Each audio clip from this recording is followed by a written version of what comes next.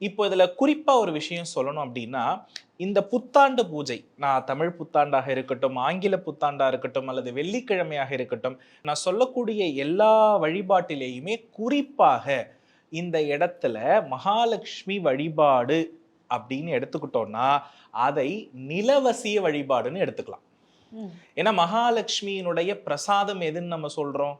ஒருத்தர் வைர நகை போட்டிருந்தா என்ன கடாட்சம்னு சொல்றோம்? லட்சுமி லக்ஷ்மி கடாட்சம். கடாட்சம். பெரும் நிலக்கிழாரா இருந்தா லட்சுமி அவங்க வீட்டிலேயே வாசம் செய்றாங்க அப்படின்னு சொல்றோம்.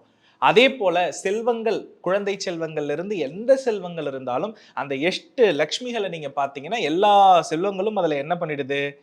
அடங்கிடுது. ம். வித்யாலட்சுமி கல்வி கொடுப்பவள், வீரலட்சுமி ஆரோக்கியத்தை தருபவள், தானியலட்சுமி உணவளிப்பவள், அதே போல தனலட்சுமி செல்வத்தை அபரிவிதமாக கொடுப்பவள். இப்படி எல்லாமே இருக்கிறது இல்லையா? அப்போ இந்த 8 லட்சுமிகள் அப்படின்னு வரும்பொழுது, எந்த கிரகம் பார்த்தீங்க அப்படின்னா, இந்த இடத்துல 8 திக்குகளை கொண்டிருக்கிறதுனா பூமி தான்.